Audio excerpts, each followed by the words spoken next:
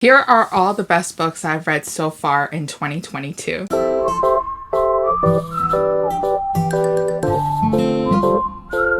Hi guys, welcome back to the channel. Now for today's video, I'm doing all the best books I've read so far in the year 2022. You guys asked for it, you guys voted for it. If you guys missed it, I did put up a poll on my community page where I asked which video would you guys like to see next, because I am still in kind of a YouTube video slump where I'm not sure what my viewers want to watch, nor do I know which videos I should put more effort into.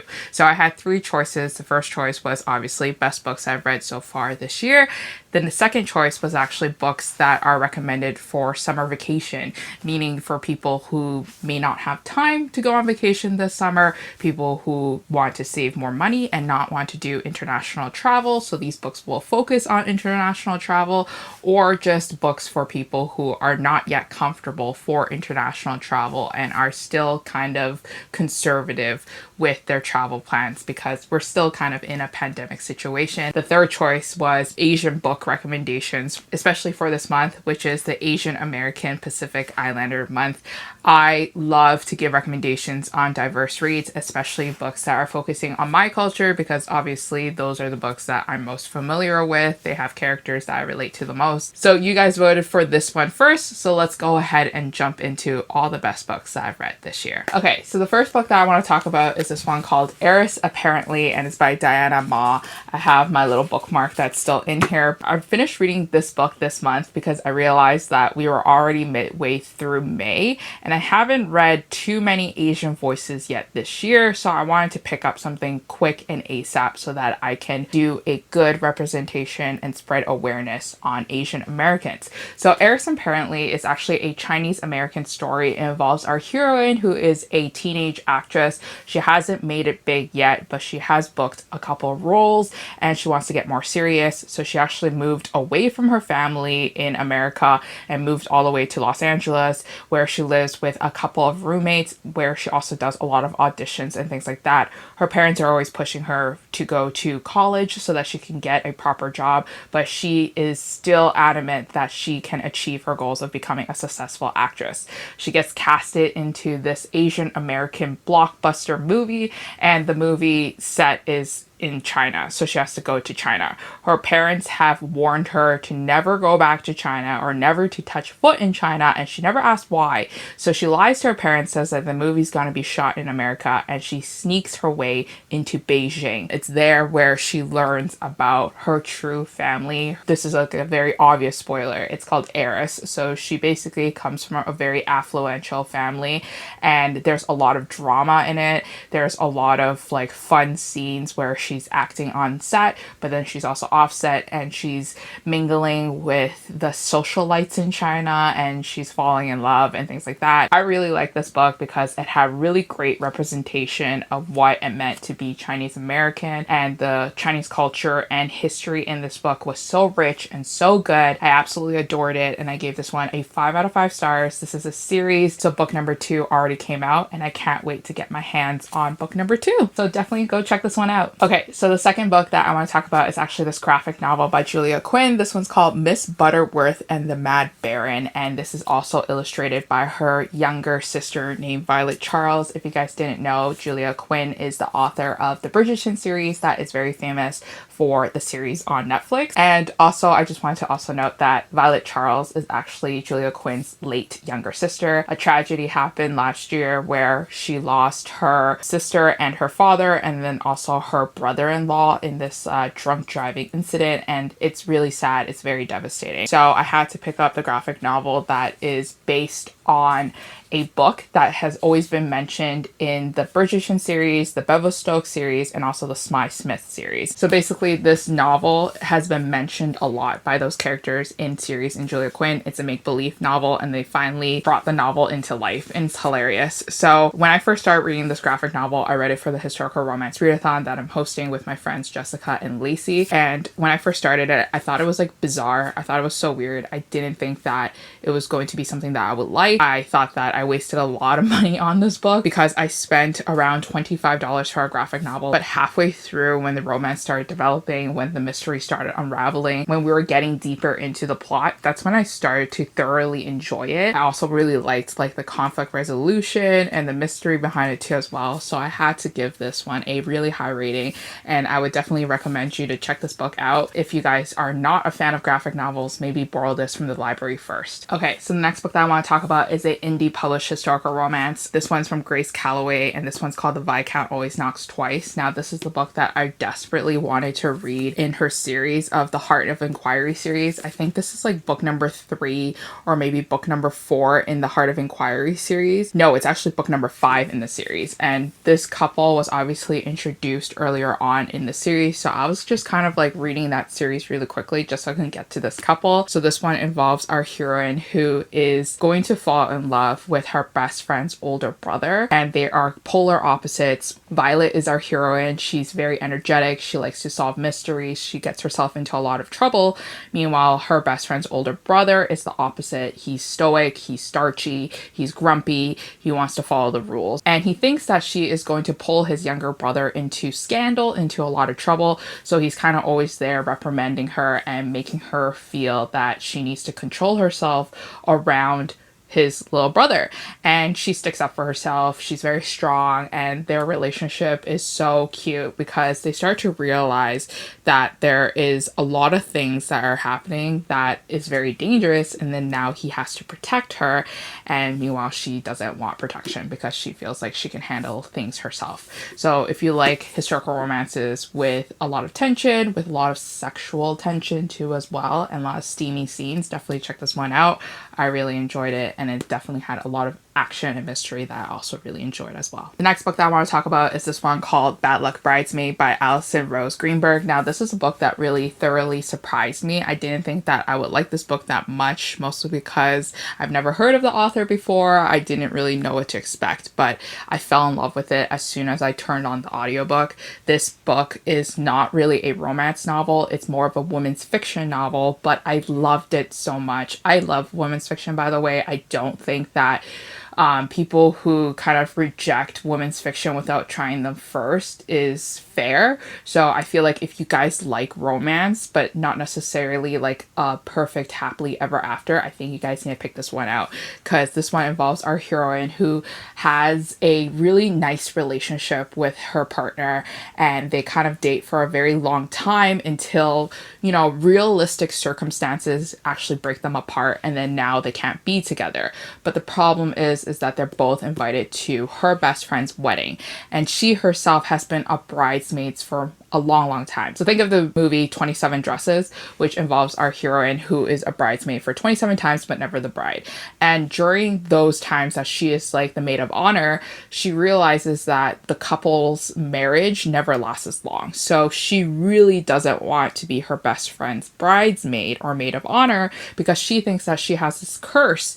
And she also can't help the fact that she thinks that her best friend and her fiance is going to have this kind of train wreck of a relationship, mostly because they haven't been seeing each other for too long. They've only been seeing each other for a couple months. So she's trying to be a best friend. She's trying to be supportive, but she's also trying to be really realistic. And she tries to convince her best friend to think about it the long term and think more about it before they commit to each other in a marriage. So I really like this romance because it's a lot about her letting go of things, finding out what she wants in her life, and seeing her ex again and having those tough conversations, and then also realizing a lot of things about love and friendship. Okay, the next book that I read is another historical romance novel. This one's from Sophie Jordan called The Rake Gets Ravished, and this is, I think, book number 3 in the Duke Hunt series. This is another book that surprised me that I would really enjoy because book number 1 and book number 2 was just not for me. So this book follows that kind of trope that I really like, where our hero is big, bad, and angry, and he is a rake, and then our heroine is like the innocent country miss that doesn't know anything, but the only thing she knows is that she needs to protect her family. So unfortunately for our heroine, she grew up in a family where her brother brother is not a good brother. Her brother loves to gamble. Her brother does not like to take care of the estate. Her brother does not care about family relations. So everything kind of falls upon her shoulders. Because her brother is such a gambling addict, he actually loses the deed to their house and she can't let that go. So she actually disguises herself and she goes into a gaming den where our hero owns it, and she sneaks her way into his office looking for that deed, looking to see if she can find it and then, you know, basically reclaim her land. And when she sneaks into the office, the last person that she expects to see walk into the office is also our hero. And as soon as they meet, the chemistry is there on the pages. They have an instant attraction to each other. He is very curious about her. She's very tentative because she doesn't want to poke the bear, and they kind of engage in sexual relations, and then he is just in love with her from that moment on. So when he realizes that she left his bed the next day, he makes his way to chase her down, and that's where they see each other again on her estate. And he is so nice, he is so sweet, he's so caring. He's definitely like a bear character, but he's actually a really good person inside, and you can see them kind of develop their relationship, how he grows to really like her family, and how he treats her is so lovely to see too. It's definitely like friends to lovers in the end too as well. Okay, so the next book that I want to talk about is this fiction novel called Opening Bell by Maureen Sherry. So Maureen Sherry used to be managing director of an investment bank. I really like this book. So I first started reading this book maybe 2 years ago, and I didn't really like it at first, so I had to put it down. But then later on, I started working for a really big finance company, and I wanted to read more books that had realistic situations that I personally go through. So I picked this book up again, and I really enjoyed it. So the Opening Bell is a play on words, by the way. So each chapter in this book is titled something that is a play on capital markets terminology. So Opening Bell, her name is Belle, but Opening Bell, spelled B-E-L-L, means that it's the start of the markets. So markets open at 9:30 a.m. for 5 days a week. So this is like the little fun tidbit. Anyways, it's about our heroine. She's really good at her job. She's a trader. She makes a lot of money. But the problem is that her own investment bank that she works at has a lot of anti-feminist a-holes. They're all jerks. They treat the girls really poorly, and these girls are always being forced to leave the investment banks because of how much they are ridiculed, how much they are being mistreated, and how angry and upset they are. And it's really sad because these girls are working really hard. They do a really amazing job, but because of these sexist attitudes, they're being forced to leave the field. And in turn, the investment banks are losing these really great people. So this book talks about standing up for yourself, the leaning in culture, and also learning more about what actually happened during the 2008 financial crisis. And I just love this book so much. I really enjoyed it. So if you guys are looking for a book involving boss women, definitely pick this one up. Okay, so switching on to something a little bit more romantic comedy. This one's called By Any Other Name by Lauren Kate. Lauren Kate is a famous YA author that wrote the Angel series, and I didn't know that she was writing adult romance now, but I'm definitely keeping my eyes peeled for more of Lauren Kate's novels for years to come. So this one involves our heroine, who is an editor. She works very closely with a romance author that she really admires and adores. She loves the girl's writing and she thinks very highly of her. And it's not until she realizes that her author that she works really closely with is not a her and it's more of a him, and that it's our hero who has been writing under the pen name for a very, very long time. They kind of have a love-hate relationship because she didn't realize that he was the author when an incident occurred. So they're bickering back and forth, and now they realize who they are to each other, and now they have to work very closely together so that his next book can be published. And I really enjoyed this. I thought it was very fun. It was very lighthearted.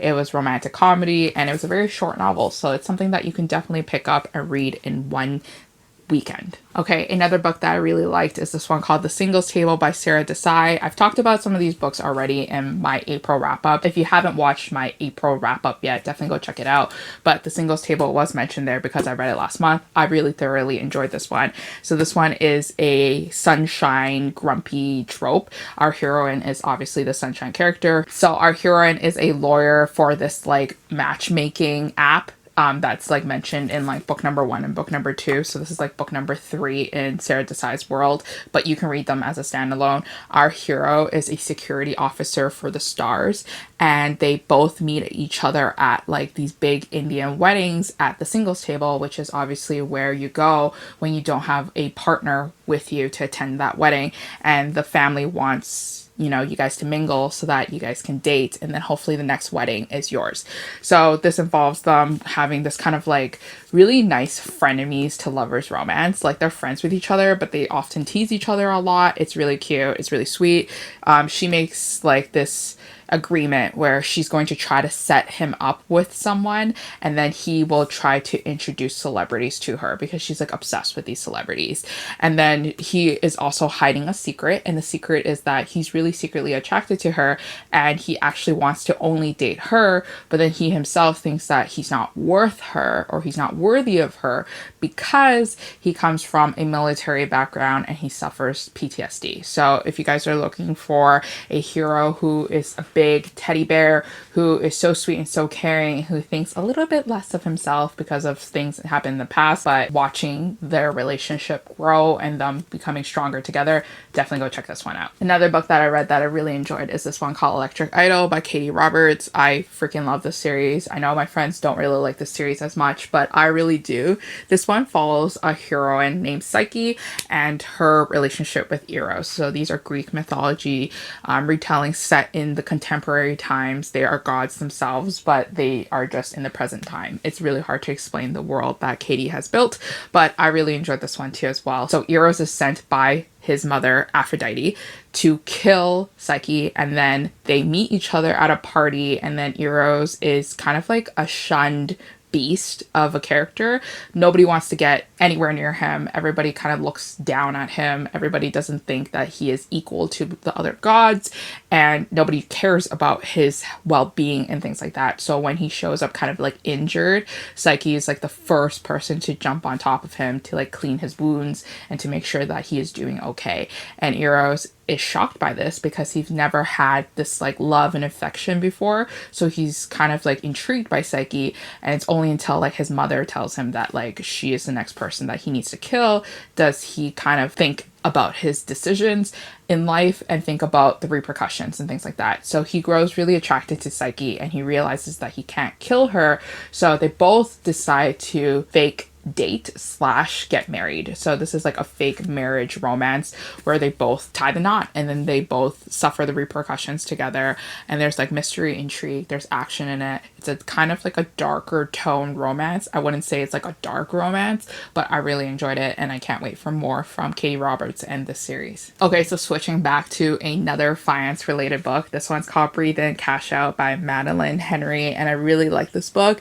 This book is kind of a very realistic example of what it takes to be an investment banker, and our author used to be an investment banker, so these experiences are basically her experiences. Our heroine is an investment banker, but she is also a yogi. She loves yoga. She practices it all the time. She follows this really affluential like yoga instructor, and she is balancing her work while also focusing on, you know, making sure that she's on track to become a yoga instructor, because what she deeply wants is to get her money, get her bonus, and get out and start her own yoga studio. Because even though she really likes the world of numbers and finance and investment banking, she knows that she can't do it for the long run, and she wants to focus on something that she thoroughly enjoys.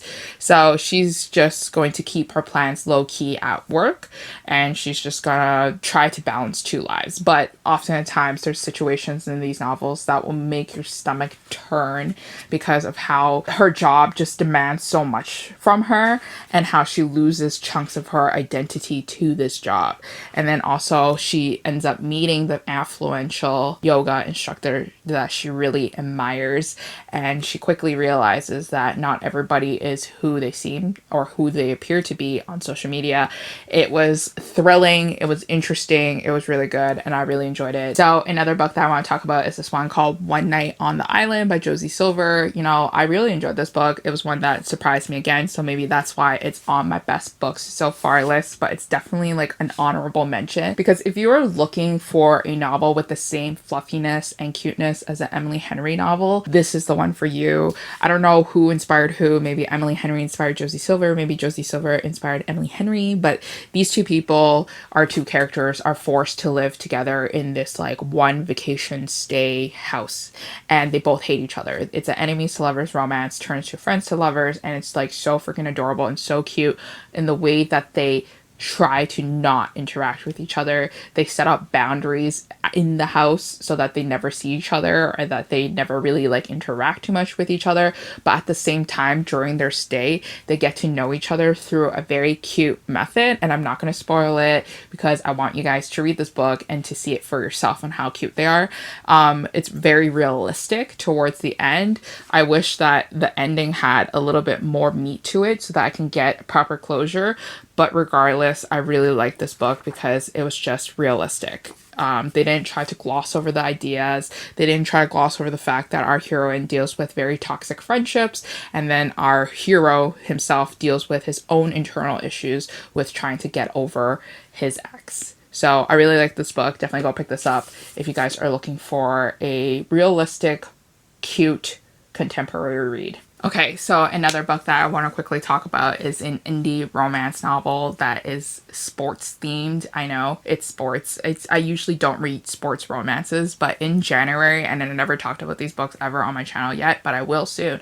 But in January, for some reason, I was just binging a lot of sports romance novels, and I have to mention Dirty Secret by Mira Lynn Kelly. So Mira Lynn Kelly is now one of my new indie romance authors that I'm going to keep my eye out on. So anytime that I see or I'm reminded of her that she has new novels coming out, I'm definitely going to go try to pick them up. They're short, they're sexy, they're sweet, and they're so angsty to it in some points. So definitely go check her out. So Dirty Secret is essentially about our hero who is not liked by his team at all. He's kind of sticking out like a sore thumb. They try to get along with each other because obviously they want to win games and things like that. So one day after the game, he hooks up with a really pretty girl, and then it's only until like weeks later does he realize that he hooked up with the captain's younger sister. So it's a forbidden romance and involves our hero truly effing up because he messed with the wrong family.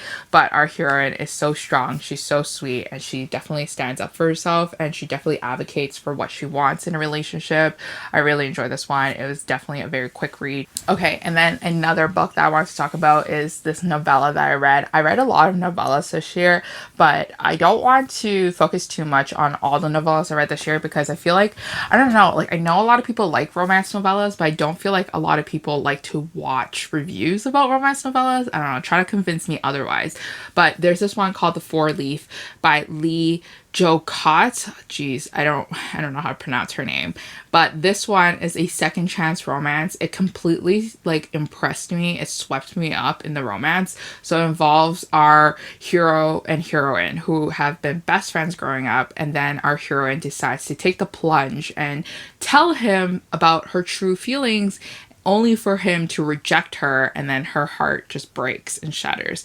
And then fast forward years later, she is working at a hotel. She is trying to get it to like tip-top shape, and the person who's repairing the things that need to be repaired in the hotel is none other than her best friend. And then it's only then does he grow a set of you know what and has some courage to step up his game and to actually try to convince her that he was wrong all along and that they should have been dating each other all this time. I really enjoyed that one, and now I'm going to read a lot of her books. So anyways, that is it for all the best books I have read so far this year. Hopefully you guys have some books to add to your TBR, and I'll see you guys again next time in a new video.